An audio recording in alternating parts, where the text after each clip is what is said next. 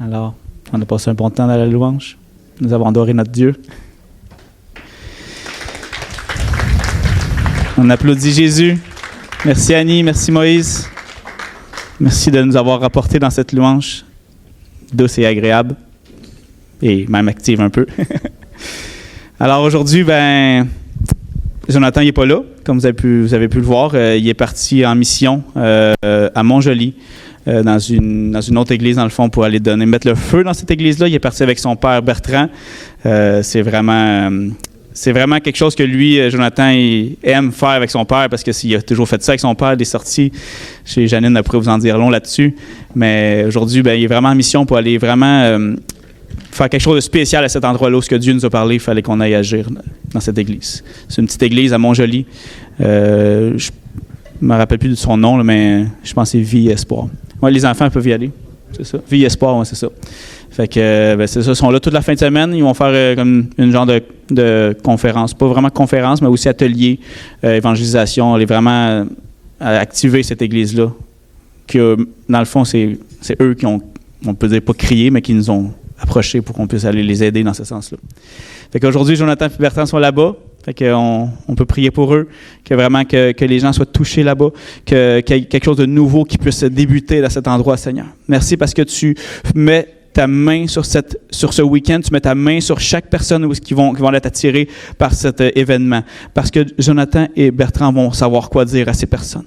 Mais tes paroles dans leur bouche, Seigneur. Mets vraiment tes paroles dans leur bouche qui vont savoir toucher chaque personne, chaque cœur de chaque personne. Vraiment que tu fasses quelque chose de nouveau, un nouveau départ pour cette Église, Seigneur. Vraiment un nouveau départ. Que les gens puissent être transformés et renouvelés après le passage de Jonathan et Bertrand dans cette Église. Alléluia. Merci Jésus. Alors aujourd'hui, j'ai la joie de vous présenter une merveilleuse femme. C'est la mienne. Elle va venir vous apporter un beau message. Fait que, on l'applaudit. Il faut l'applaudir avant parce qu'après, je ne sais pas.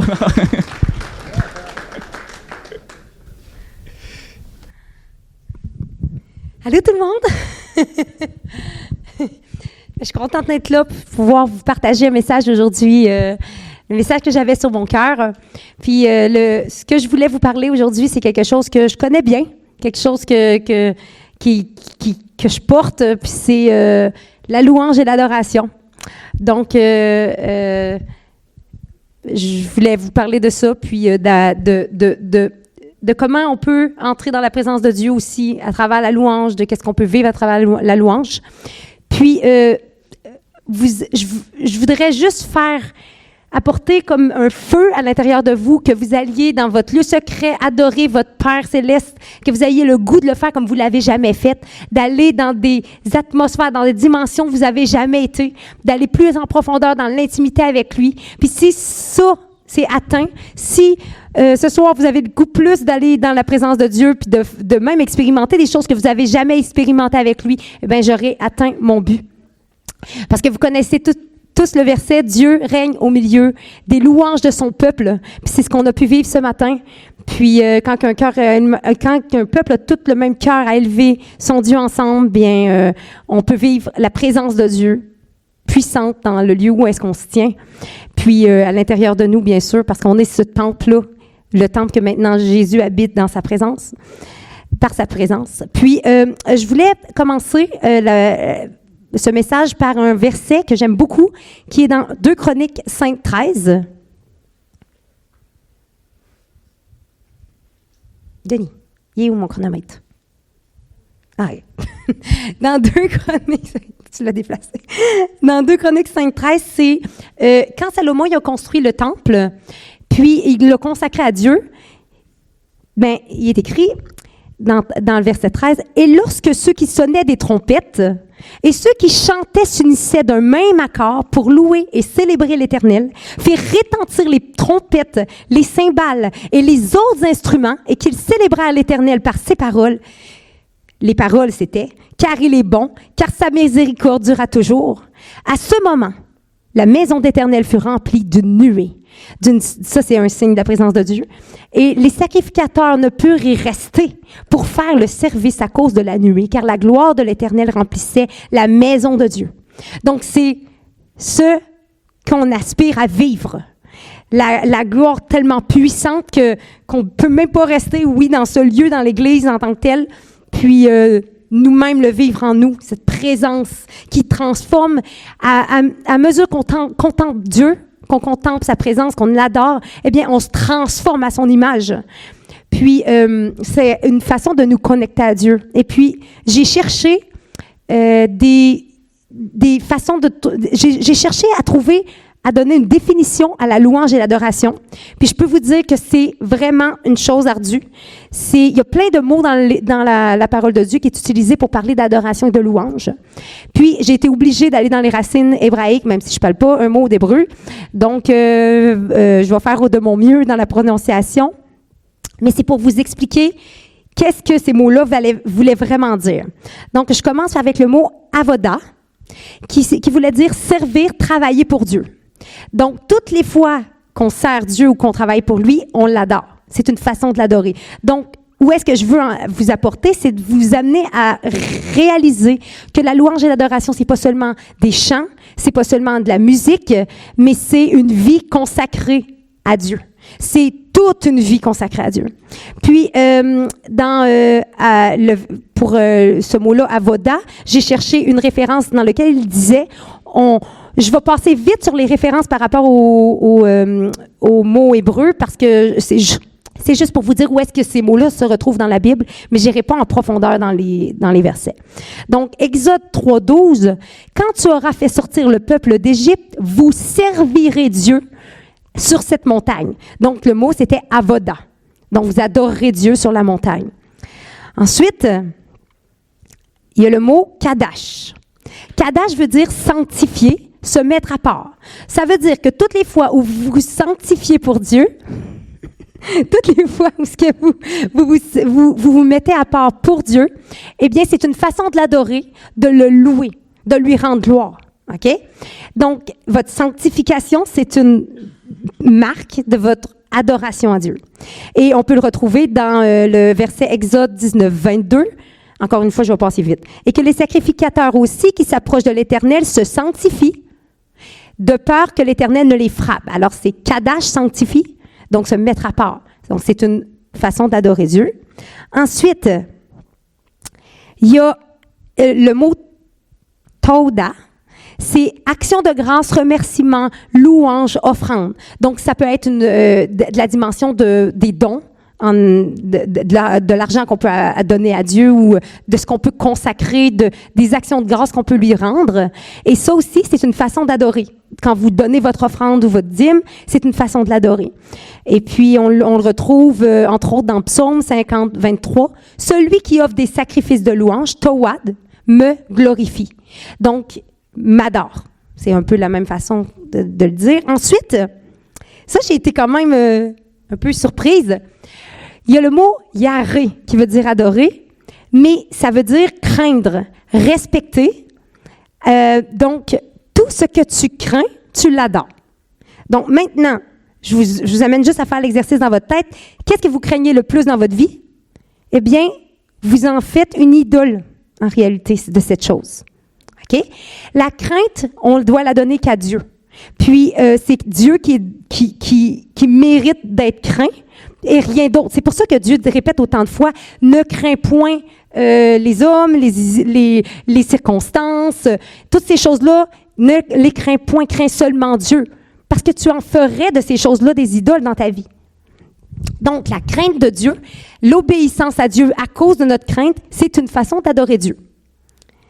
Ensuite, il y a tout ce qui a trait à la musique, il y avait le mot halal, qui veut dire louange, quand même, louange associée à une hymne, louer, briller, être bruyant, c'est une louange expressive, festive, joyeuse, souvent associée à la musique et à des cris de joie.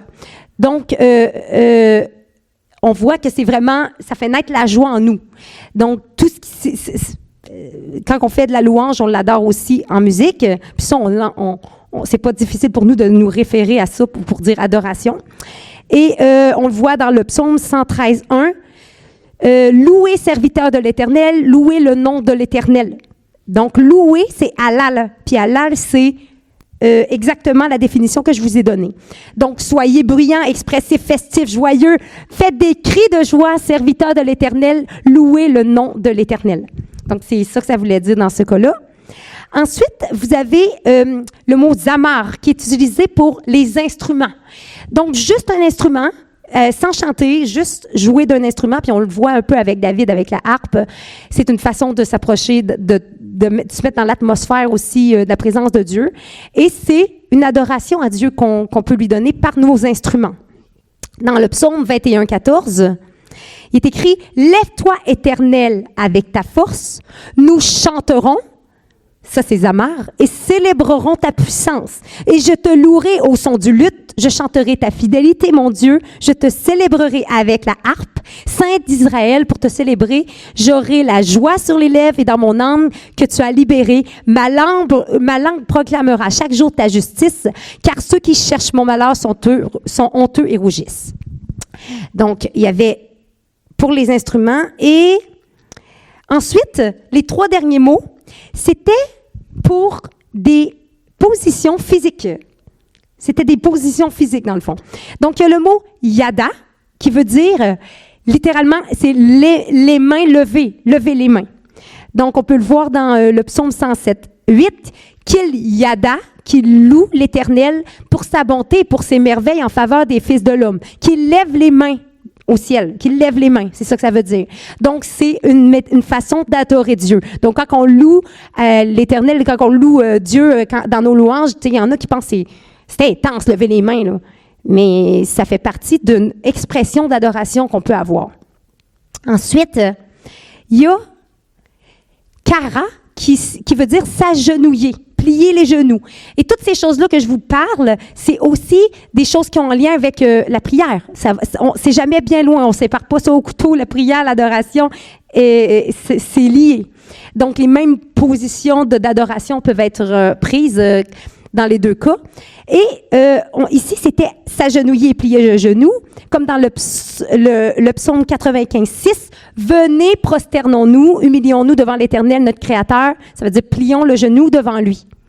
Ensuite, la dernière position d'adoration qu'il y avait, c'était le mot aussi le plus utilisé pas mal dans ce que j'ai pu voir, constater, c'est shaka. Se prosterner face contre terre et à plat ventre, se courber en signe de respect profond et de soumission comme un acte d'hommage et de révérence, s'incliner comme un respect extrême, comme une marque de respect extrême.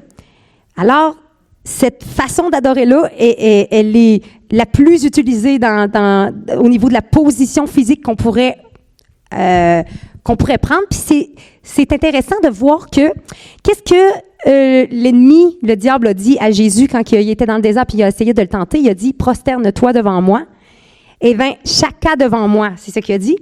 Donc, adore-moi dans cette position. Il parlait même d'une position. Donc, oui, il y avait bien sûr l'état de cœur qui voulait que Jésus prenne en face de lui à l'adorer. Et il a quand même dit « Prosterne-toi devant moi. » Face à terre et couché. C'est ça que ça veut dire. Puis, j'ai fait un petit exercice de chercher dans ma Bible les personnages importants, quelle position qu'eux y avaient prise quand ils avaient adoré ou prié, puis je vais les nommer rapidement, OK? Fait qu'Abraham, il tombe sur sa face. Moïse, il se prosterne à terre. Josué, il est visage contre terre. David, il fléchit les genoux. Salomon, il est à genoux, les mains levées au ciel. Élie, il est courbé, le visage entre les genoux. Il y en a qui ne peuvent même pas prendre cette position-là s'ils veulent. Hein, Denis? Daniel, il est à genoux. Job, il se jette à terre prosterné. Ézéchiel, il tombe sur sa face. Ensuite, dans le Nouveau Testament, Jésus, il est à genoux, visage au sol. Pierre est à genoux, Paul est à genoux, Étienne est à genoux. Jean, il tombe aux pieds de Jésus comme mort.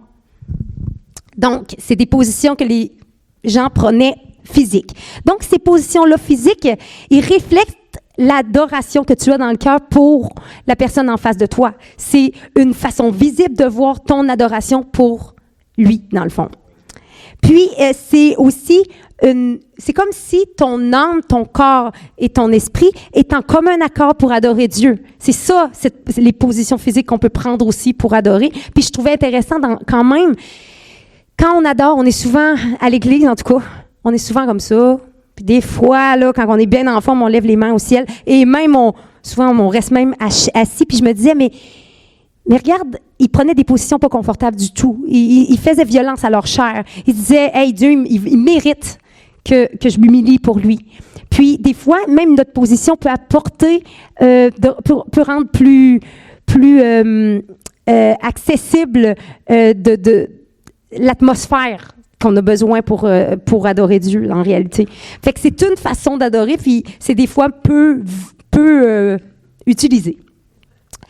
Donc, je me suis demandé quand est-ce qu'on est supposé adorer? Parce qu'on dit souvent adorer en tout temps, mais tellement longtemps, je me disais, mais comment on fait? Je chante tout le temps? Non, non, non, non, tout le temps, tout le temps, tout le temps, tout le temps.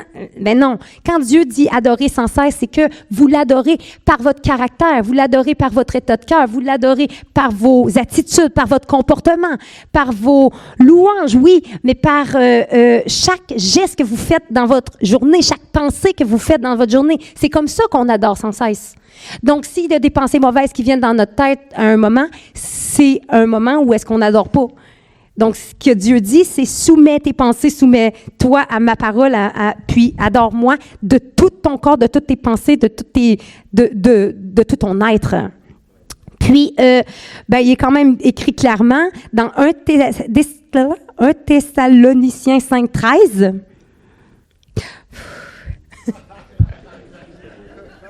Bon, on va le faire en 2 minutes. Non, c'est vrai. Mon message. Réjouissez-vous en tout temps, même quand ça va mal. Priez sans cesse. Rendez grâce en toutes choses. Et c'est à votre égard la volonté de Dieu en Jésus. Puis dans le psaume 34:1, « Je bénirai l'Éternel en tout temps. Sa louange sera toujours dans ma bouche. Mon âme se glorifiera en l'Éternel. Les humbles l'entendront et se réjouiront. » Donc, la louange chantée ou la louange parlée, c'est la louange quand même. Et puis, j'ai fait un peu une recherche de pouvoir. Mon but, c'est que vous puissiez, dans votre lieu secret chez vous, être capable de peut-être aller dans une dimension un peu plus profonde d'adoration, OK? Parce que quand on est nouveau, il y a des choses qui nous vont. Il y a des choses qui sont faciles à faire. On se met une petite musique, on l'aime, celle-là, c'est notre préférée, puis on la met tout le temps, puis on chante à Dieu avec ce chant-là. Ici, pauvre de vous, parce que c'est rare je prends les mêmes chants, puis il y a des raisons pourquoi, je les expliquerai pas là maintenant, mais que je choisis de pas trop aller dans ma chanson préférée puis jouer ça sans cesse, OK? Mais bon, c'est aussi un peu ma façon de percevoir les choses.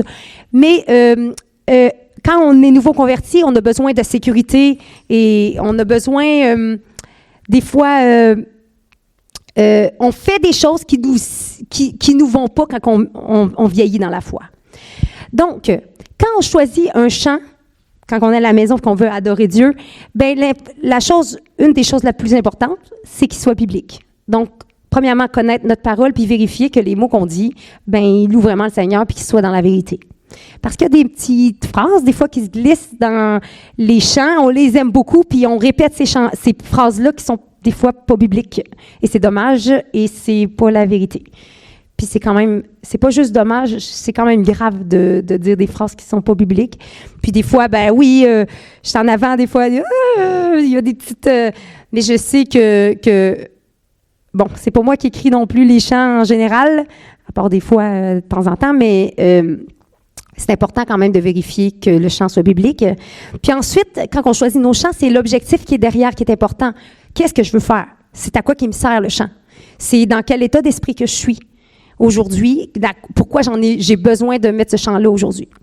Puis, les choix vont être en fonction de ça aussi. Il y a aussi le chant, qu'est-ce qui va faire naître dans ton cœur? Si, à la fin de ton chant, tu es triste, déprimé, c'est pas normal. C'est supposé que ton chant fasse naître les fruits de l'esprit, la joie, la bonté, l'amour, toutes ces choses-là doivent naître de ton chant. Donc, à chaque fois que tu chantes quelque chose, tu sèmes quelque chose à l'intérieur de toi. Donc, vérifier que ce que vous semez à l'intérieur de vous, ça soit la vie.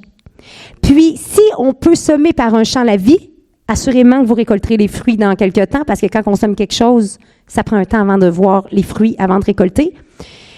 Puis, si on peut semer la vie, bien, on peut semer aussi la mort. Donc, c'est pas pour rien qu'il est écrit « Je ne mettrai rien de mauvais devant mes yeux ». Puis, ce qui est écrit, ce que la foi vient de ce qu'on entend et ce que l'on entend vient de la parole de Dieu. OK? Donc, c'est ça qu'on met dans nos oreilles. Donc, si tu mets devant tes yeux ou dans tes oreilles quelque chose qui ne glorifie pas le Seigneur, ben c'est de ça que tu te nourris et c'est ça que tu es en train de semer à l'intérieur de toi. Je ne vous dirai pas les chants que j'écoutais avant de venir au Seigneur, mais je peux vous dire que c'était un certain chanteur québécois qui a une voix rauque et je les connaissais par cœur, toutes. Puis, je vous dis, plus c'était sombre, plus j'avais le goût de les chanter. Moi, je chantais de temps en temps dans les karaokés. Puis, quand je voyais tout le monde pleurer en face de moi, j'avais réussi ma journée. J'avais fait quelque chose d'important, de bien. Tout le monde broyait. Puis, dans le fond, je semais quoi? La dépression, la douleur, la souffrance dans les cœurs des gens. Je semais quoi? Aujourd'hui, bien, ayons conscience de ce qu'on sème à l'intérieur de nous, parce que c'est sûr, vous en récolterez les graines, les fruits de ce que vous avez semé. Donc, si vos chants que vous écoutez du monde sont plus nombreux que ceux que vous écoutez de Dieu, ou est-ce que vous louez Dieu en passant? Il y a des chants qui servent à quelque chose et il y a des chants qui servent à rien. Fait que quand vous louez, ils servent à quelque chose. Ils vous apportent quelque chose. Donc, faire quelque chose pour rien, je trouve ça plate, c'est une œuvre morte. Puis en plus, ben ça vient... en plus, c'est rare que ça sème rien. Ça sème souvent quelque chose de plus négatif que rien. Tu sais. Donc, il y a des chants qui sont pour tous. OK, je me reprends. Il y a des chants qui visent certaines choses, OK? Ils ont des objectifs différents. Certains chants, par exemple, peuvent viser la conversion de gens qui connaissent pas Dieu. À main levée, par curiosité, qui, avant de donner sa vie au Seigneur, a été touché par un chant fortement? Quand même, il y en a plusieurs. Donc, les chants peuvent servir à amener quelqu'un à la connaissance de Dieu. OK? Puis ces chants-là sont souvent utilisés pour les non-croyants. Oui, tous peuvent les écouter, mais ça va être, exemple, des rythmes connus par les gens, par ceux qui ne croient pas en Dieu, par la musique populaire. Des rythmes qui les accrochent. Donc, j'en ai un qui me vient, je ne sais pas si vous le connaissez, mais Le Retour du Grand Roi. Je me souviens d'avoir partagé à plein de gens qui ne croyaient pas en Dieu. Puis ça parlait de l'état du monde dans lequel on était, puis qu'on avait besoin d'un sauveur, en réalité. Puis, ces chants-là, ben, ils ont un objectif, puis c'est pour ces personnes-là non chrétiennes. Donc, vous, que vous avez peut-être besoin que quelqu'un se convertisse dans votre famille, ça peut être quelque chose qui peut être envoyé ou partagé à ce membre-là de votre famille. Puis des fois, qui sait, la puissance de Dieu est grande, puis ça peut les toucher. Mais c'est sûr que c'est pas non plus le chant que le chrétien va écouter le plus en adoration. Vous voyez, c'est vraiment un objectif différent. Après ça, vous avez des chants de lamentation et de supplication. Donc, si tu n'écoutes que ça, peut-être ça va un peu te friser les oreilles à la longue, mais ils ont quelque chose de bien. C'est qu'il y a des moments où il n'y a rien d'autre que la souffrance qu'on vit à l'intérieur, puis on a besoin de le faire sortir. On a besoin de faire sortir la douleur, les cris, la vérité. Puis Dieu, ben, ça lui est agréable quand on parle dans la vérité. Puis, quand ces chants-là viennent chercher une part de vérité en nous, eh bien, c'est vrai devant Dieu. Par contre, la seule chose, c'est que on n'oublie pas de se rappeler les bontés de Dieu, que Dieu est plus grand que le malheur, sinon ça devient une plainte. OK? Fait que j'ai un exemple dans Psaume 13, 2. Psaume 13, 2.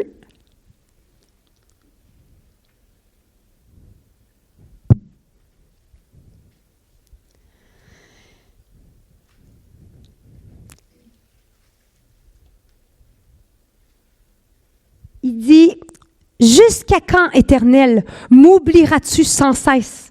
Jusqu'à quand me cacheras-tu ton visage? Jusqu'à quand aurai-je des soucis dans mon âme et chaque jour des chagrins dans mon cœur? Jusqu'à quand mes ennemis mon ennemi s'attaquera-t-il à moi? Là, je passe des petits bouts. Il est écrit à la fin, « Moi, j'ai confiance en ta bonté. » Là, on rappelle les bontés d'Éternel, que Dieu est plus grand que la souffrance. « À cause de ton salut, je veux chanter en l'honneur de l'Éternel, car il m'a fait du bien. » Donc, on se rappelle ce qu'il a fait. C'est sûr que si vous êtes toujours en train de dire « Jusqu'à quand? » vous irez peut-être pas, vous sèmerez peut-être pas la vie en vous, mais c'est important de rappeler à Dieu que vous le connaissez, qu'il y a des promesses qu'il vous a données, puis rappeler sa bonté, qui il est. Ça, c'est des chants de supplication. Ensuite, il y a des chants de proclamation, où est-ce qu'on rappelle les promesses de Dieu, où est-ce qu'on élève, par exemple, la guérison. On proclame la guérison. Dieu te bénit. Des chants un peu qui vont proclamer des vérités. Le nom de Jésus. Donc, je vais vous en donner des petits exemples pour que vous vous mettiez ça un peu plus concret. Ça, c'est le chant de proclamation. Ensuite, vous avez des chants de victoire qui servent quand vous êtes dans l'épreuve. Puis que vous ne savez plus où donner de la tête, vous êtes sur le point d'abandonner. Puis, Dieu peut vous apporter à chanter un chant. Puis ça peut être tout le temps un chant que vous répétez aussi, hein. Puis, j'en ai un qui me venait, c'était « Je suis fort, fort, et plus que vainqueur par le sang. » Ou il y a puissance dans le nom de Jésus. Quand vous chantez ces chants-là, vous vous rappelez la puissance de Dieu, vous vous rappelez comment Dieu est plus grand que l'épreuve dans laquelle vous êtes. Donc, c'est des chants qui sont utiles. Puis, c'est des chants aussi utilisés dans le début de la foi, qu'on comprend bien, qui nous parlent souvent. Ensuite, vous avez des chants d'action de grâce, de remerciement, qu'on est reconnaissant. Puis celui que j'avais sorti, c'est « Je louerai l'Éternel de tout mon cœur, je raconterai toutes ses merveilles. » Fait que c'est des chants où on reconnaît que Dieu est grand et bon, mais que tout ce qu'il a fait pour nous aussi. Donc, c'est des chants d'action de grâce. Ensuite, vous avez les chants de louange. J'en ai un petit peu parlé tantôt quand même. Ça fait naître la joie en vous. Ça fait naître, vous en connaissez plein. Ça, c'est utilisé énormément dans les églises aussi. Je suis dans la joie. Ou comment ne pas te louer. Puis après ça, vous avez des chants qui font naître la foi. Un peu comme qu'est-ce que j'ai chanté un matin. Dieu de l'impossible. Après, des chants qui font naître la persévérance. Exemple, si tu crois, tu verras, tu verras, tu verras. Des chants qui font germer en nous la persévérance qu'on a besoin pour aller jusqu'au bout de l'épreuve puis savoir qu'on est victorieux. Ah, j'ai oublié de dire que dans les chants de victoire que je voulais dire, j'ai oublié de dire une chose. J'ai oublié de dire qu'on devait se positionner dans la victoire quand on chante ces chants-là, puis savoir qu'on a déjà la victoire en Dieu. Puis c'est ça qui fait activer aussi la promesse dans nos vies. OK? Ensuite, tous ces chants-là, ils sont bons et on en a besoin. Et quand on est nouveau dans la foi, ces chants-là, on les utilise beaucoup puis on les chante beaucoup. Puis, je fais le parallèle avec une personne qui est jeune, exemple, qui a un enfant qui apprend à l'école, par exemple. Ben, cet enfant-là, il a besoin que ses besoins soient reconnus par l'adulte. Il a besoin qu'on puisse le comprendre, qu'on le rassure, qu'on lui dise qu'on l'aime, qu'on lui dise qui il est, qu'on l'encourage, qu'on le relève, cet enfant-là, il ne peut pas rester longtemps dans une tâche. Il a souvent besoin de changer de tâche. Plus qu'il est jeune, il ne peut pas rester longtemps dans la tâche. Pourquoi je fais le parallèle avec ça? C'est que les nouveaux convertis, c'est la même chose. Quand on adore les premiers temps qu'on fait de l'adoration, on n'est pas au même stade que la personne mature dans la foi. Et nos besoins ne sont pas les mêmes. Et c'est correct. Donc, je veux juste faire réaliser à des personnes que C'est normal que c'est ça que vous aviez le goût d'écouter, que c'est ça qui touche votre cœur, mais demain, peut-être, ça sera autre chose. Puis à un moment, vous serez peut-être plus satisfait de ce que vous avez parce que vous aurez évolué et grandi et parce que le besoin ne sera pas le même. Et on ne demande pas à l'enfant la même chose que l'adulte demande à un ado. Donc, à un moment donné, Dieu s'attend peut-être à ce qu'on évolue. Il s'attend à ce qu'on évolue. Aussi dans nos prières et dans l'adoration qu'on va lui apporter, dans la profondeur, dans la maturité de ce qu'on fait. Puis, c'est la même chose aussi dans le temps d'adoration. Le nouveau converti, 2 minutes, il peut en avoir plein son... Puis, tu sais, la personne qui est convertie depuis longtemps, qui a fait... qui est expérimentée dans son temps passé avec Dieu, eh bien, elle peut passer une demi-heure, 1 heure avec Dieu sans que ça soit long pour elle. Donc, c'est normal aussi que les besoins ne soient pas les mêmes.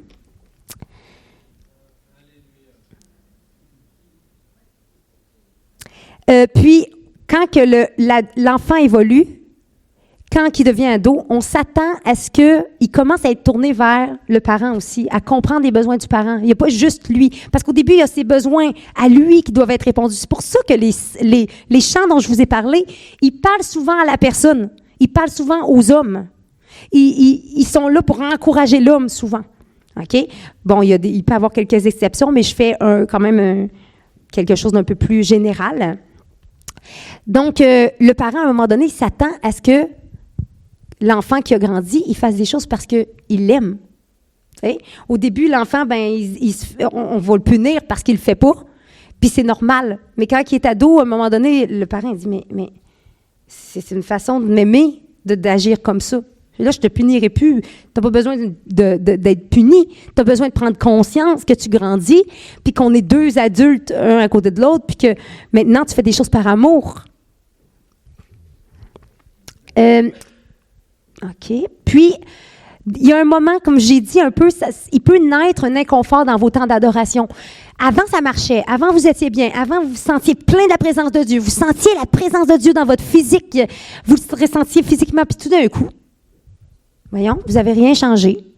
Vous avez l'impression que Dieu est loin. Vous avez l'impression que vous ne vivez plus rien. Vous vous demandez, mais je me suis éloignée de Dieu, pourtant je fais la même affaire. Qu'est-ce que... Là, je t'ai empêché. C'était quoi qui m'éloigne de lui? Il y a un moment où est-ce qu'il faut un inconfort, parce que l'inconfort produit changement. Vous êtes fait pour être en mouvement. Vous êtes fait pour évoluer et pour changer. Si vous restez toujours stagnant, comme l'eau stagnante, ça pourrit. Fait que l'homme, il a besoin d'être en changement, puis à un moment donné, d'évoluer. Il y a une façon, ça ne vous convient plus, la façon que vous preniez depuis toujours pour adorer Dieu, c'est correct. Évoluez, puis écoutez l'Esprit. Sentez qu'est-ce que Dieu va vous dire de faire, puis soyez sensible à l'Esprit pour que vous rentriez dans quelque chose de nouveau avec Dieu. Des fois, ça peut être par plein de façons différentes. Je vais en parler de d'autres. Je n'ai pas fini par rapport au chant au type de chant d'adoration qu'on peut faire. C'est sûr que c'est lié à la prière, mais je veux me concentrer un peu plus sur l'adoration. La louange, ça nous mène vers une adoration plus profonde. Donc, ça nous prépare. Ça prépare notre cœur. OK? Donc, les chants d'adoration, c'est une expression plus profonde d'amour. Vraiment, c'est une intimité plus profonde avec Dieu. On lui exprime le fond de notre cœur et il l'exprime lui aussi, son cœur à nous. OK? C'est une façon, on se soumet à lui, puis on lui dit, tu règnes sur ma vie, en réalité. Puis, ces chants-là vont souvent parler à Dieu. OK? On peut parler à Dieu, puis on peut parler de Dieu. Des fois, on peut parler de Dieu à lui-même aussi, à Dieu aussi. Donc, c'est des chants qui vont être dans la vérité, souvent plus près de la parole.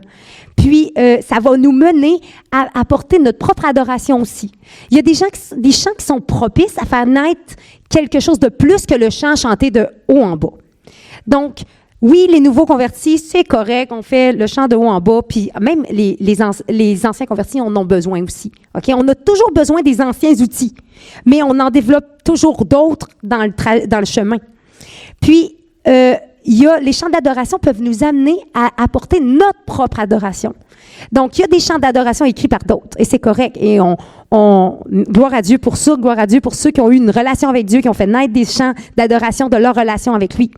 Mais nous, on a besoin de faire la même chose nous-mêmes. Puis, c'est pas tout le monde qui a cette sensibilité-là nécessairement naturelle, mais on est tous appelés à apporter notre propre adoration à Dieu. Puis ces chants-là, ils parlent de l'identité de Dieu, des qualités, du caractère de Dieu. Donc, ça nous amène à la contemplation et à la transformation. Comme on a fait à celui qui est assis. Là, on parle, c'est la parole de Dieu qu'on proclame, puis on parle de lui, de son caractère, de son identité, de qui il est. Ça nous rapproche de lui. Et ensuite, il y a les chants instrumentaux, j'en ai parlé un petit peu. Les instrumentaux nous amènent, des fois, on peut choisir des plus rythmés, dépendamment de notre état d'esprit, de pourquoi qu'on l'utilise, des plus doux. Mais les instrumentaux, c'est aussi une façon d'adorer Dieu et c'est une façon super pour pouvoir apporter des chants qui viennent de notre cru à nous. Donc, tout le monde est capable de faire naître des chants nouveaux. Même Denis, OK, il fait ça des fois. Fait que mais il fait naître des chants en français, il fait naître, mais par les instrumentales, c'est propice, parce qu'il n'y a pas quelqu'un nécessairement qui chante avec. Donc, c'est un bel outil pour pouvoir vraiment dire le fond de notre cœur à Dieu, mélanger avec la prière et avec les chants et avec les instruments. OK? Fait que tout ça, ça se mélange ensemble, puis on se laisse Dieu nous diriger. Puis j'en viens à maintenant la danse. La danse est aussi une expression de louange. Oui, messieurs, la danse est une expression de louange qu'on peut utiliser, puis qui est rarement exploitée. Puis, la danse, c'est comme j'ai dit, c'est un accord de l'âme, de l'esprit, du cœur à adorer Dieu au complet, de tout notre être. Puis, j'aime beaucoup 2 Samuel 6, 14, où est-ce que David, il est devant l'arche de l'Alliance, puis il est écrit « David dansait en tournoyant de toutes ses forces devant Yahweh. Il avait ceint un pagne de lin, mais tournoyant... » Jeffrey, peux-tu tournoyer de toutes tes forces? Mais quand même, si aujourd'hui il y a quelqu'un qui fait ça des fois dans l'Église, on va regarder un peu croche. Mais en réalité, on serait supposé d'être complètement... C'est sûr des fois, on l'est plus quand on est seul, mais d'être complètement libre dans notre expression d'adoration. Puis, notre corps est le prolongement de notre voix. Et la voix est tout est un prolongement en réalité, puis tout doit être d'un commun accord. Donc, si tu utilises ton corps aussi pour louer, ben c'est un bon outil. Puis que Dieu, ça lui est agréable. Puis il est quand même aussi écrit dans Psaume 149.3 qu'il loue son nom avec des danses, qu'il célèbre avec des tambourins, la harpe. C'est aussi une expression... non, c'est pas ça que je veux dire. Oui, c'est ça. Puis au Québec, on l'utilise peu. Mais quand tu vas dans une église africaine, par exemple, ils savent danser. OK? Mais moi, j'avais jamais vu des gens danser comme ça. De toute ma vie, avant d'avoir vu une église africaine, j'en étais presque étourdie. Mais ça dansait sur un moyen temps, OK? Puis bon, c'est différent, mais on a à apprendre de d'autres cultures qui l'utilisent beaucoup plus que nous. Nous, on a peut-être des choses à apprendre à eux, mais eux, ils ont des choses à nous apprendre aussi. Puis vu que c'est déjà dans leur culture, ben ils ont une facilité à l'utiliser un petit peu plus. Et j'en viens maintenant au chant inspiré en français. Donc, quand tu es avec ton instrumental, il y a des chants qui montent, dont j'ai utilisé certains chants ce matin. J'ai fait exprès de mettre une liste de chants que je pouvais utiliser pour vous en reparler après. Mais la chanson « Je m'écris, gloire à toi éternel », ben, il est né comme ça, dans un chant spontané. Fait que je l'ai écrit quand c'est dur de ça. Je l'ai écrit quand j'étais en adoration avec Dieu, mais le refrain m'est venu comme ça. Donc, c'est aussi des fois inspiré par des airs connus même, qui peuvent sortir. C'est pas grave si dans l'air connu, il y a des chants qui vous montrent, c'est justement un outil que vous pouvez utiliser pour apporter quelque chose de nouveau, quelque chose qui n'existe pas, des choses là, que l'oreille n'a point entendu, que l'œil n'a point vu, des choses qui montent à l'homme, des messages nouveaux. Donc, c'est comme ça qu'on peut aussi les faire monter, mais ça prend un temps de profond avec Dieu où est-ce qu'on est en connexion avec lui, en intimité, puis là, les chants peuvent germer. Et je pense à ça, c'est sûr qu'à ce moment-là, il y en a qui disent « mais je chante tellement mal ». Je sais pas comment je chante mal, mais il est quand même écrit « chanter à l'Éternel un cantique nouveau ». Il n'est pas écrit « rien que ceux qui chantent bien ». Il est écrit « chantez vous autres, tout le monde, à l'Éternel un cantique nouveau ». Pas juste un cantique, là, un cantique nouveau. Donc, je prends l'exemple de Denis, par exemple. Je sais pas pourquoi.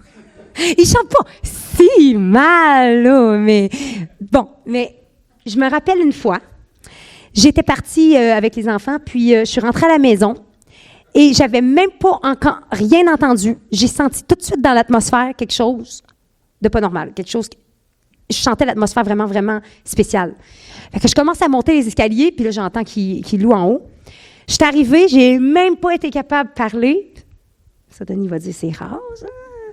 Mais je vais te défendre un peu, Denis, toi aussi. Mais j'ai pas été capable de parler. Je suis arrivée, j'ai pas été capable de faire autre chose que de louer avec lui. L'atmosphère de la maison était complètement changée. Et combien de fois on l'entend quand les gens rentrent chez nous puis qu'ils disent « il y a une atmosphère dans ta maison ». Mais c'est que ça qu'on met dans la maison.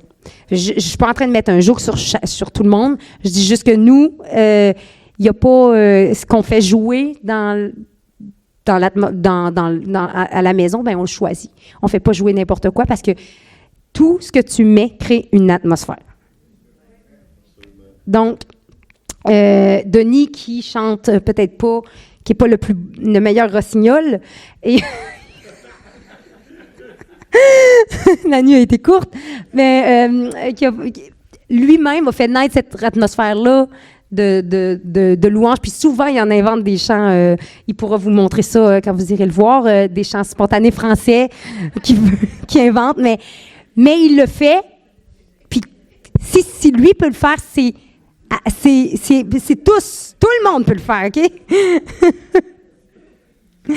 Puis, il y a des chants qui naissent aussi tu sais, on parle souvent de chants ouins, OK? Il y a des chants qui naissent à travers le feu.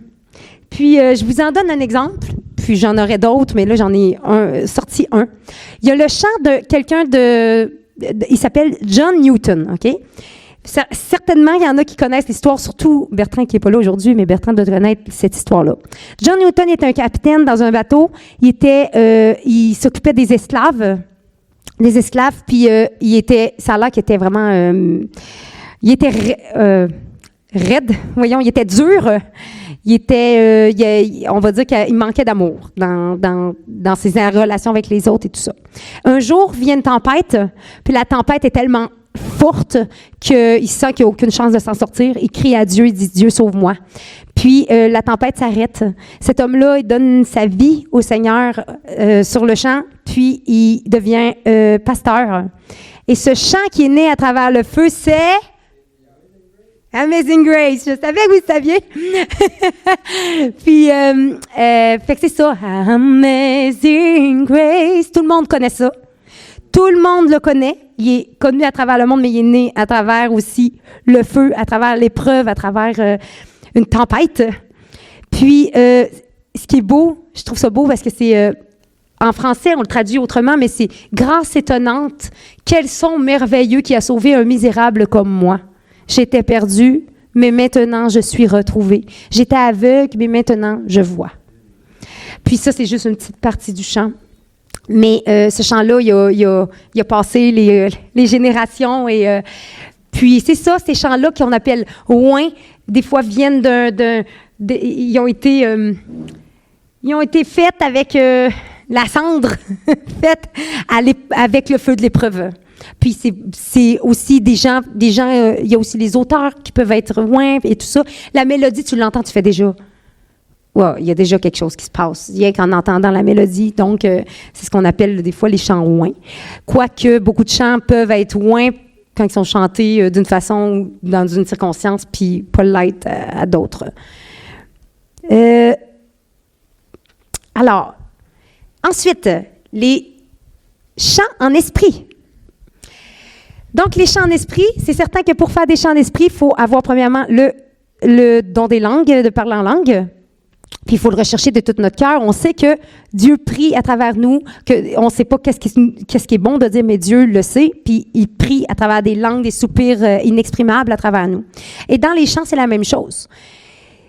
Je ne demanderai pas de lever la main, mais je sais qu'il n'y a pas beaucoup de personnes qui l'utilisent. Puis vraiment, là, le chant en esprit, pourtant c'est puissant. Quelle plus belle louange que des louanges mis dans notre cœur par l'Esprit de Dieu. Quel plus puissant mot que des mots mis par l'Esprit de Dieu à l'intérieur de nous. On veut dire, moi je sais quoi dire. Dans le fond, on ne sait pas quoi dire. Dieu sait. Puis quand il nous fait lever des louanges en esprit, eh bien, des fois, ça nous rend inconfortable devant les autres, mais ça apporte une dimension différente. Comme le parler en langue dans la prière, eh bien, dans la louange, c'est la même chose. Donc, c'est un outil puissant pour apporter l'atmosphère de Dieu. Puis, il est quand même écrit, « Que faire donc? Je prierai par l'Esprit. » C'est dans 1 Corinthiens 14, 15, mais je ne vais pas profondément là-dedans, mais je fais rien que le citer. « Je prierai par l'Esprit, mais je prierai aussi en intelligence. Je chanterai par l'Esprit, en français, mais je chanterai aussi, par l'Esprit en langue, mais je chanterai aussi par l'intelligence. » Donc, il prend la peine de dire les deux. Donc, c'est important de pouvoir aussi l'exploiter. Il s'attend à ce que tout le monde le fasse. Puis,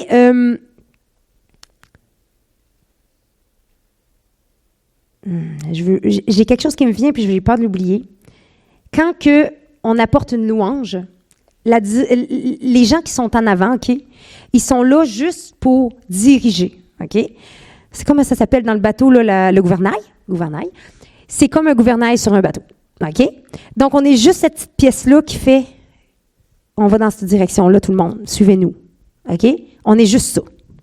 On n'est pas le vent qui fait aller le bateau, ou on n'est pas les rames qui font avancer. Non, on est juste le petit gouvernail, la petite pièce, qui dit, « Hey, venez avec moi. Venez dans la même direction de moi, qu'on soit d'un même cœur. » OK? Par contre, on ne fait pas naître les louanges de votre sein. On ne fait pas naître les louanges du fond de vous, du creux de vous. OK? Ça, c'est Dieu, puis c'est l'Esprit qui s'en occupe de faire ça.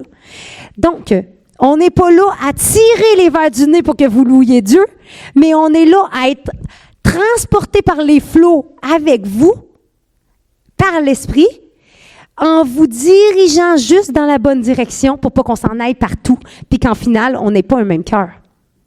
Okay? C'est ça, des personnes qui dirigent la louange. Donc, on n'est pas là pour faire louer à votre place, pas du tout. Puis je pense qu'il y a des dimensions qu'on va atteindre beaucoup plus élevées que ce qu'on vit ici dans l'Église maintenant, dans la louange. On peut vivre beaucoup plus. Au début qu'on a ouvert l'Église, j'avais dans le cœur, j'avais quelque chose, je dis à Jonathan, j'aimerais vraiment que les gens avancent en avant, puis viennent louer en avant ici, ensemble, qu'on soit ensemble vraiment. On a essayé, mais oh là là, déplacer des personnes de la chaise à là, ça a été difficile. Et puis à un moment donné, on s'est dit, bon, on a laissé les choses comme ça. Mais si on n'est pas capable, dans notre expression de louange, de bouger de 4 pas, puis de venir devant pour être ensemble, pour vivre les choses d'un même cœur, ou même physiquement, quand je vous dis que l'adoration peut être physique aussi, d'être ensemble physiquement, c'est aussi dans l'esprit, être ensemble de cœur, mais être ensemble de corps aussi, eh bien, on ne peut pas espérer vivre des grandes choses si on n'est pas capable de même faire violence à notre corps, puis dire, hey, moi, je me mets dans une position d'inconfortabilité aussi. Je me mets vulnérable devant Dieu. Donc, il y a des moments où on doit se dire, hey, peu m'importe ce que les gens pensent, peu m'importe que les autres mettent le regard sur moi, je vais faire ce que Dieu me dit de faire. Puis je vais m'approcher, je vais louer de toutes mes forces, de tout mon cœur, même si je suis seule ici, parce que J'ai besoin de vivre quelque chose de plus fort. J'ai soif de Dieu. J'ai soif de vivre quelque chose pendant la louange. Je sais qu'il est vivant. Je sais que ses promesses sont oui, amen. J'ai besoin de les expérimenter. Puis on a besoin de les expérimenter ensemble. On a besoin d'expérimenter la présence de Dieu bien plus encore fortement qu'on l'expérimente maintenant. Je le crois. Les jours viendront où est-ce qu'on ne pourra même pas rester debout. Je le crois. Je le crois. Donc, il faut pouvoir ensemble aller dans une dimension de maturité plus grande puis de profondeur dans la louange, puis aller dans des endroits où ça ne tente peut-être pas de marcher.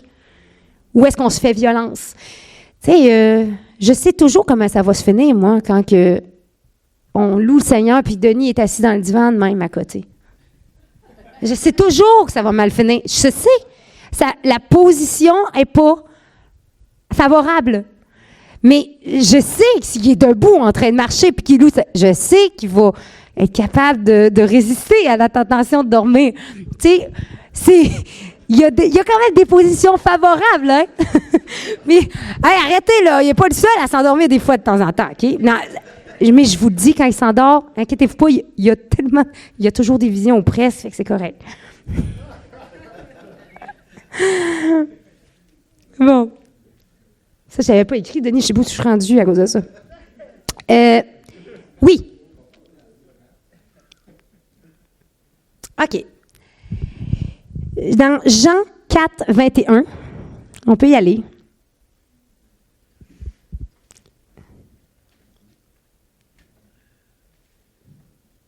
On le connaît bien, ce verset-là. On l'entend souvent. Il est écrit... Femme, lui dit Jésus, crois-moi, l'heure vient où ce ne sera ni sur cette montagne, ni à Jérusalem que vous adorerez le Père. Vous adorerez ce que vous adorez, ce que vous ne connaissez pas. Nous adorons ce que nous connaissons. Donc, on doit adorer ce que l'on connaît. Donc, on doit connaître celui qu'on adore. Car le salut vient des Juifs, mais l'heure vient, et elle est déjà venue, où les vrais adorateurs adoreront le Père. Donc, le Père. Donc, il y a une relation père-fils ici. On doit savoir qu'on est fils de Dieu, on doit savoir que c'est notre Père.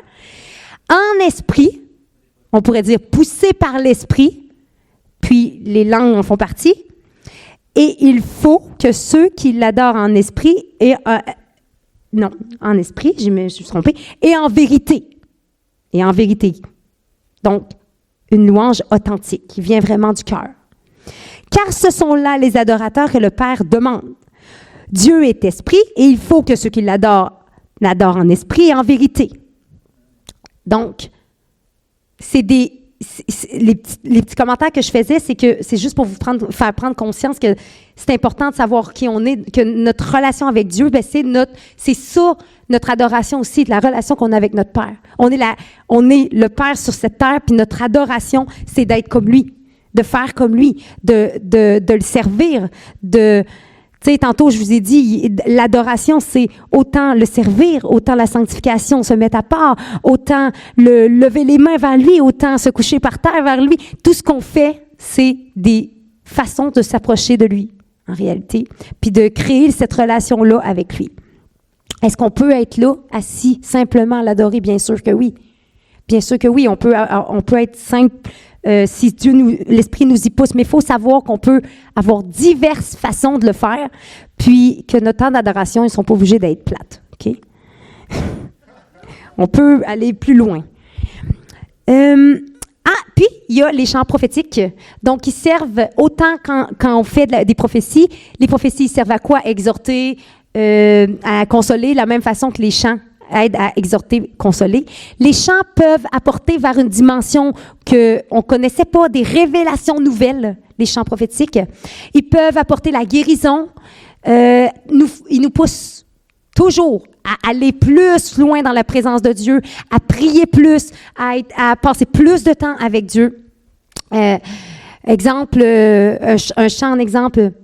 J'ai vu le roi, je ne sais pas si vous le connaissez, un beau chant prophétique où est-ce qu'on a le regard tourné vers Dieu et où est-ce qu'il y a des images qui se font dans notre esprit de ce qui est à venir et de Dieu en ce moment aussi. Puis ça crée quelque chose, ça crée des nouvelles réalités, les chants prophétiques. Ça amène à l'existence des choses qui n'existaient pas. Puis, des chants... Oui, c'est ça. Fait que j'ai fait pas mal le tour au niveau des chants qu'on peut utiliser. Mais aujourd'hui, je veux que vous compreniez aussi que l'adoration, c'est l'amour qu'on a les uns pour les autres aussi. C'est une façon d'adorer Dieu. L'amour qu'on aura les uns pour les autres parce que c'est un geste d'obéissance envers Dieu. Puis l'amour, c'est vraiment une façon d'adorer Dieu. Est-ce que dans l'Église maintenant, avec tous ces chants-là qu'on connaît depuis des années, bon, peut-être pas ici tout à fait, là, mais il y en a quand même, est-ce qu'on croit encore aux paroles qu'on dit? Est-ce qu'on pense chaque mot? N'oubliez pas d'être focusé sur ce que vous dites, focusé sur Dieu. Pas focusé, c'est pour ça que fermer les yeux peut être un bon outil quand on loue, de fermer nos yeux, de se concentrer, de se mettre dans une position où est-ce qu'on est bien, où est-ce qu'on n'est pas déconcentré par les choses extérieures. C'est important. Puis, se fermer les yeux, c'est une façon de rentrer un petit peu à l'intérieur de soi, puis être plus sensible à la présence de Dieu aussi. Et est-ce qu'on cherche la perfection dans notre adoration? J'espère que non. J'en ai jamais fait une louange parfaite. Mais on ne cherche pas la perfection. On cherche bien sûr à perfectionner notre outil qu'on utilise dans l'adoration. Si on utilise un instrument, si on utilise notre voix, bien sûr. On a besoin d'avoir certaines qualités. Tu sais, quand ils choisissaient des Lévites qui leadaient la louange, j'ai vu un verset qui disait « Chef des Lévites chargé du chant dirigeait le chant car il était habile de cet art. » Donc, il y a une habileté quand même à avoir. Mais l'adoration, le cœur est la première chose, mais ensuite, il y a aussi l'habileté réelle dans l'instrument et tout ça. Donc, on vise le meilleur, on vise l'excellence, mais on cherche avant tout ça, la présence de Dieu. C'est la chose la plus... Puis si, pour se rendre à la présence de Dieu, ben, il y a des fausses notes d'un sens, peu importe. Parce que tout ce qui nous importe, c'est la présence de Dieu, en réalité. Fait que, voilà, c'est le cœur qui importe. Fait que, ça, j'ai fait le tour avant ça. Puis, la louange est un arme de combat. Et je sais que là, vous pensez à des histoires qui viennent de la Bible, puis je vais vite, je ne vais pas toutes les lire, mais je vais les survoler pour vous rappeler comment la louange a été un arme de combat dans la Bible à plusieurs reprises. Avant, quand tout va bien, on oublie souvent de louer Dieu quand tout va bien avant l'épreuve. Donc, louer Dieu quand tout va bien, mettre des chants d'allégresse, de joie qui disent « Seigneur, merci, parce que si tout va bien, c'est à cause de toi. » Puis, dans l'épreuve, sachons aussi que c'est une façon de résister à l'épreuve. Je me souviens, quand j'étais, ça fait quelques années, il y avait quelqu'un dans ma famille qui était dans le coma, puis il a été déclaré mort cérébral. Puis, je n'ose pas dire des chiffres parce que je me trompe tout le temps dans les chiffres, mais je pense qu'il n'y avait rien, 3% du cerveau qui marchait. Mais en tout cas, je ne suis pas bien bonne là-dedans. Mais peu importe le pourcentage de ce qui marchait, ça ne fonctionnait plus bien. Il était déclaré mort cérébral. Et puis, je voulais aller prier pour lui. Bon, je ne savais pas où ce qu'il était. J'ai dû appeler quelqu'un qui m'a dit où ce qu'il était finalement. Puis, quand on s'est rendu là-bas, quand tu sais que tu vas voir quelqu'un de ta famille cliniquement mort, tu sais que ça ne sera pas une grande joie. Puis je me souviens quand on a décidé d'aller à cet hôpital-là pour prier pour cette personne-là. Eh bien, Denis était dans les champs et on était fatigués. On avait 2 enfants jeunes. Puis on est parti, paf, d'un coup, comme ça. D'ailleurs, je savais pas si je pourrais prier pour lui, mais il y a une personne que j'ai appelée de ma famille, une personne qui était en charge de dire si oui ou non je pourrais aller pour prier pour lui. Puis j'ai dit, regarde, elle a dit, t'as comme changé de religion, je ne sais pas trop si on peut te laisser aller prier pour lui. Puis tu sais, j'ai dit, regarde, je vais prier pour toi, puis si tu sens quelque chose, si ça dit dans ton cœur, oui, vas-y, tu me laisseras aller. Puis sinon, j'irai pas. J'ai prié pour cette personne-là au téléphone, elle a dit, vas-y! à la fin de la louange, de la prière. Donc, on est parti. Puis je me souviens qu'en chemin, j'ai chanté le chant que ça me tentait le moins de chanter, le moins de tout. Je me suis dit, c'est quoi le pire? Je louerai ton nom. C'est ça que j'ai trouvé. Et on l'a mis à fond. Et on l'a mis en boucle. Puis tout le long jusqu'à dans le coin de Québec, eh bien, on l'a mis. Puis ce chant-là. Puis je me souviens que j'étais, tu sais, on était quand même en larmes et tout ça, c'était pas évident de la situation. Mais j'avais les yeux fermés à un moment. J'ai ouvert les yeux dans le noir. C'était noir, mais on voyait le camion devant. Il y avait un gros camion, puis il était écrit partout sur un camion bloc, là. Il était écrit « Louez-moi, louez-moi, louez-moi, louez-moi, louez-moi ». J'ai dit « Denis! » Il dit « Je le sais! » Puis, cette personne-là, elle s'est relevée. Aujourd'hui, il lui reste une petite séquelle de ce qui est arrivé. Elle a fait d'ailleurs, pour les médecins, c'est un miracle, là. Puis, elle a été dans le journal et tout pour dire que c'était un miracle. Puis, on a pu lui redire en personne que c'était Jésus qui l'avait relevé. Aujourd'hui, jusqu'à l'heure d'aujourd'hui, je ne sais pas où est-ce qu'il en est dans son cœur, mais sa mère dit que c'est nos prières qui l'ont relevé. Donc, Dieu, gloire à Dieu pour ça. Mais je sais que c'était un combat remporté parce que on a su.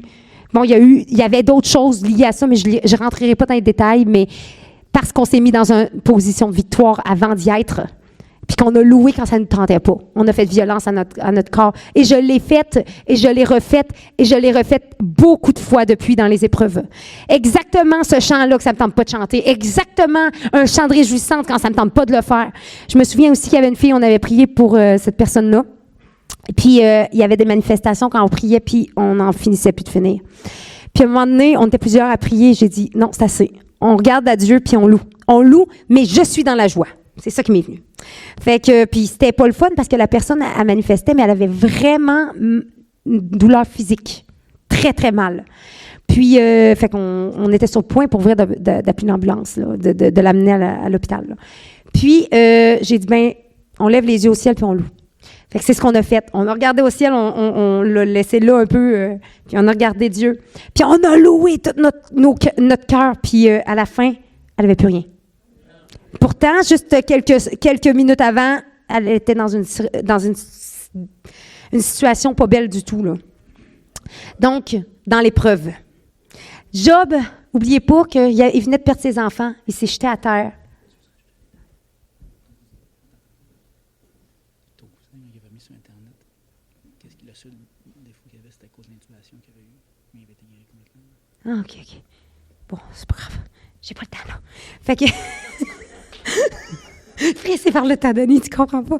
Fait que Job, lui, il avait tout perdu. Il avait perdu ses enfants. Puis, il s'est mis à terre puis il a dit, je loue Dieu quand même dans la circonstance. Il avait perdu son entreprise. Bon, perdu ses serviteurs, mais les enfants, il n'y a pas pire. Puis, c'est ça qu'il a fait. C'est ça qu'il a fait quand il est dans la douleur. Puis, c'est ça qu'on doit faire aussi. Puis, tu sais, quand ils ont traversé la mer Rouge, Myriam, elle avait des tambourins. Il louait le Seigneur à la fin de la traversée. Donc, je finis par trois petites. Bon, je vais essayer d'aller vite. Trois petites histoires qu'on connaît, que je sais qu'ils ont certainement été dans votre esprit pendant que je parlais. Il y a la guerre du roi Josaphat, la première histoire. Je vais la lire vraiment survolée, OK? Je ne vais pas tout lire là, parce que c'est trop long. C'est dans 2 Chroniques 20, mais je vous le survole. Fait que c'est les fils de Moab et les fils d'Amnon, et avec eux, les Maonites, marchèrent contre Josaphat pour lui faire la guerre, le roi Josaphat, OK? Josaphat, qu'est-ce qu'il a fait à partir de là? Il a publié un jeûne, il a invoqué l'Éternel, il a cherché l'Éternel, il a dit à l'Éternel, « Nous crierons à toi du sein de notre détresse, et tu exauceras, et tu sauveras. » Tout Juda se tenait debout devant l'Éternel avec leurs petits-enfants, leurs femmes et leurs fils. Alors l'Esprit de l'Éternel saisit au milieu de l'assemblée Jazakiel, dit, « Soyez attentifs, tout Juda, et habitants de Jérusalem, et toi, roi Josaphat. Ainsi vous parle l'Éternel. Ne craignez point. » Ne craignez point, parce que sinon vous en feriez des idolins. Ne craignez point et ne vous effrayez point devant cette multitude nombreuse, car ce ne sera pas vous qui combattrez, et ce sera Dieu. Demain, descendez contre eux. Vous n'aurez point à combattre en cette affaire. Présentez-vous Présentez-vous, tenez-vous là, et vous verrez la délivrance que l'Éternel vous accordera. Juda et Jérusalem, ne craignez point, et ne vous effrayez point demain, sortez à leur rencontre, et l'Éternel sera avec vous. Josaphat s'inclina, le visage contre terre, prosterné. Et tout Juda et les habitants de Jérusalem tombèrent devant l'Éternel pour se prosterner en sa présence. Les Lévites, d'entre les fils de Kéhatite et d'entre les fils des Coréites, se levèrent pour célébrer d'une voix forte et haute l'Éternel. Ils se levèrent et célébrèrent d'une voix haute et forte l'Éternel, le Dieu d'Israël. Confiez-vous en l'Éternel, votre Dieu, et vous serez affermis. Confiez-vous en ses prophètes, et vous réjouissez, et vous réussirez. Puis, il nomma des chantres. C'est la guerre. Il nomme des chantres. Ça m'étonnerait que les États-Unis débarquent ici et qu'on dise « Hey, on nomme des chantres. Attendez, on va nommer « Toi, tu vas chanter. Toi, tu vas chanter. » Je pense pas que c'est comme ça que nécessairement les choses se passent. Hein? Mais c'est ce qu'ils ont fait. Puis ils ont consulté l'Éternel. Hein? C'était la façon de faire de l'Éternel. Il nomma des chantres qui, revêtus d'ornements sacrés et marchant devant l'armée, célébrait l'Éternel et disait « Louez l'Éternel, car sa miséricorde durera toujours. » Ce chant-là, il est puissant. Hein? Ça fait 2 fois qu'on le voit aujourd'hui. Donc ça, c'est arrivé avant le combat. Pendant le combat, au moment où l'on commençait les chants et les louanges, l'Éternel plaça une embuscade contre les fils d'Amnon et de Moab et ceux de la montagne de Séhir qui étaient venus contre Juda et ils furent battus. C'est quand même rapide, hein? Ça, c'est pendant le combat. Et ils mirent 3 jours au pillage du butin, donc ils ramassaient le butin qui était là, sur les lieux, les Israélites, car le butin était considérable. Le 4e jour, ils s'assemblèrent dans la vallée où ils bénirent l'Éternel. Ils entrèrent à Jérusalem et dans la maison de l'Éternel, au son des luttes, des harpes et des trompettes. Donc, après le combat. Il y a encore des instruments pour louer le Seigneur. Donc, il y a eu une stratégie de Dieu qui n'était pas du tout une stratégie physique pour arriver à la victoire. Donc, ils n'ont même pas eu à combattre, ils n'ont rien fait. Ils étaient juste, l'armée était là, mais ils ont mis les trompettistes en devant. Donc, vous voyez la puissance de la louange. Donc, en avant de votre guerre, mettez la louange de Dieu et vous verrez la victoire. Vous n'aurez pas à combattre. Louez votre Dieu. Louez-le pour ce qu'il a déjà fait. Louez-le parce qu'il vous a rendu victorieux. Et vous verrez les choses s'accomplir. Cette histoire-là ressemble bien gros. L'histoire ressemble à l'histoire aussi de la prise de Jéricho, la même chose. Les Israélites sont devant la ville de Jéricho. Ils veulent prendre la ville. Les murs sont fortifiés, sont impénétrables. Puis là, Dieu leur donne une stratégie. Il dit, « Hey, vous allez tourner autour de la ville. Vous allez avoir des gens devant l'Arche d'Alliance, premièrement. Il va y avoir l'Arche d'Alliance. Vous allez tous vous mettre derrière. Puis devant l'Arche d'Alliance, il va y avoir des trompettistes, des gens qui jouent des instruments. Et vous aurez la victoire contre cette ville. Puis que la première journée, ils font le tour, mais ils ne font pas un son. Pendant 6 jours, ils font ça. La 7e journée, ils font 7 tours. À la fin du tour, Dieu il dit, à la fin du tour, vous jouerez de la trompette et vous crierez. Vous aurez des cris de joie. Et c'est ce qu'ils ont fait. Et qu'est-ce qui arrive quand ils font ça, quand ils font des cris de joie? Je ne sais pas si vous comprenez quand même comment ils ont eu l'air quand même peut-être pas très intelligents de faire ce qu'ils ont fait là quand même. Hein? Quand tu penses à ça, là, autour de ton combat, tu t'en vas courir, marcher cette fois autour de quelque chose. Mais c'est ce qu'ils ont fait. Puis à la fin, au cri, les murs se sont effondrés. Donc, ils ont vaincu cette ville, ils ont pu prendre cette ville. Puis, la dernière histoire, mais pas la moindre, vous avez Paul et Silas qui étaient ils venaient de se faire battre. Ils sont dans la prison. Puis, pas dans leur prison, mais dans la prison. Puis, ils ne savent pas ce qui arrivera demain. Ils ont mal, ils ont des plaies, certainement des plaies ouvertes, ils ont de la douleur et ils souffrent.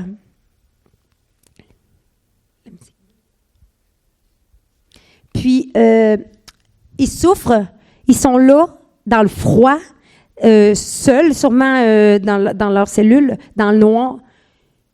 Puis ils savent pas, là. Ils savent pas qu'est-ce qui va se passer demain, puis ils décident, hey, on chante à Dieu. On chante des chants de louange, d'adoration à Dieu. Puis on les fait élever dans la prison. Les gens de la prison entendent ça. Ils sont fous. Quand même, on vient de les enfermer ils savent même pas ce qui va se passer demain, puis ils chantent. Ça a eu l'impact que des personnes se sont tournées à Dieu aussi dans le lieu. Mais qu'est-ce qui est arrivé? À travers les chants de louange, il y a eu un tremblement de terre et les portes, les verrous, se sont ouverts, les portes de la prison, et ils ont pu sortir de cette prison-là dans laquelle ils étaient enfermés, à cause des chants de louange qui ont élevé vers Dieu. Donc, aujourd'hui, ce que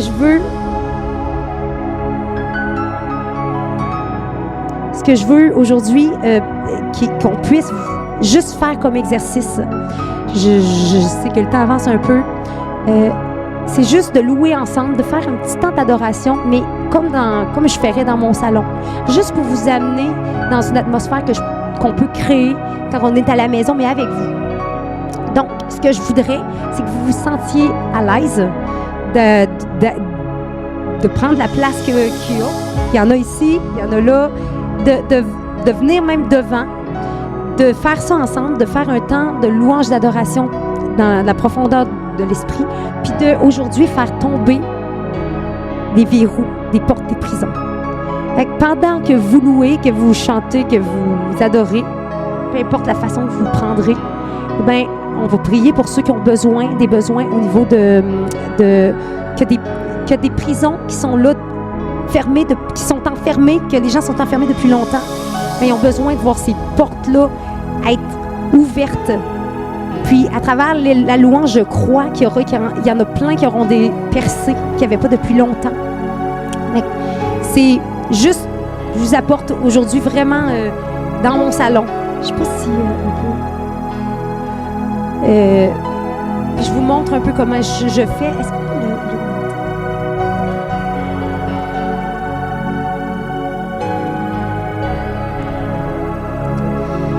Je vous demande juste de vous mettre en position confortable avec Dieu, avec l'Esprit, puis vous laisser guider dans la louange.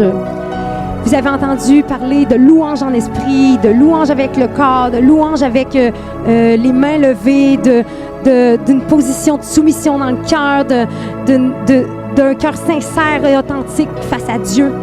Et puis, j'aimerais juste que vous puissiez aujourd'hui déverser vos cœurs devant Dieu. Donc, Seigneur, on est là, on se tient devant toi aujourd'hui. Puis, on croit qu'aujourd'hui, des verrous tomberont de nos prisons, des prisons dans lesquelles on était enfermés depuis longtemps, Seigneur, à travers l'adoration qu'on peut te porter.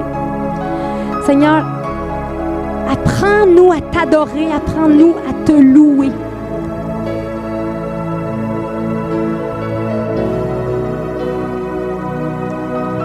Sans craindre.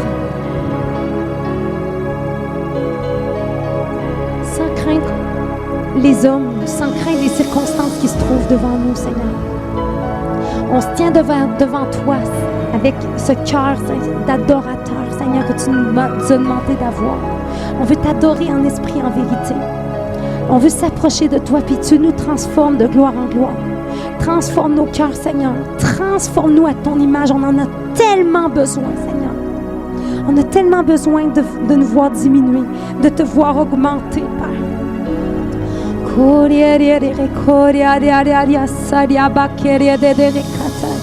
J'entre dans le sein des saints.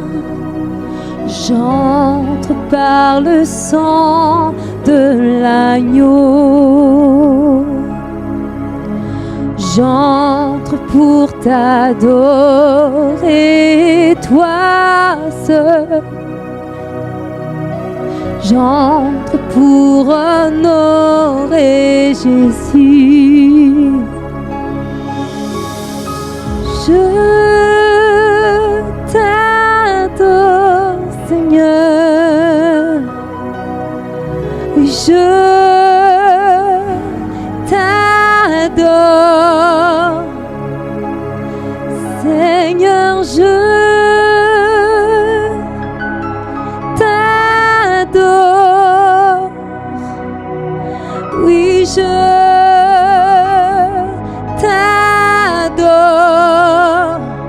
car ton nom est très saint. Oh, tu es saint, tu es saint, tu es saint. Jésus, oh Jésus, nous élevons ton nom dans la grande assemblée. Jésus, Elia Saria, Yorieberia,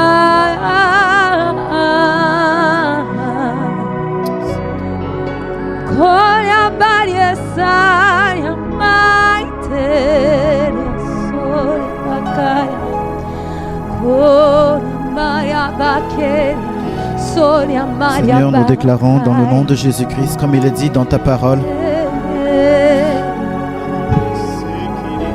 ça dit que ta volonté soit faite sur terre comme au ciel.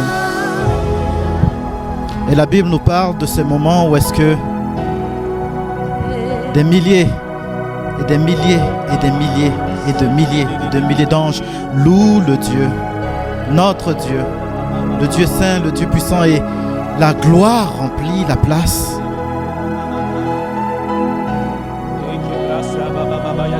Comme si une fumée épaisse remplissait la place, la gloire de l'Éternel se manifeste. Alors je déclare dans le nom de Jésus-Christ, Seigneur Père très saint, qu'il soit fait maintenant, ici, dans cette place, comme c'est fait, Seigneur Père très saint, au ciel, dans la salle de ton trône, où est-ce que les anges, où est-ce que les élus se rassemblent et qu'ils louent et qu'ils montent leur cœur, qu'ils montent leur voix, Seigneur Père très saint, pour t'adorer, juste parce que tu le mérites.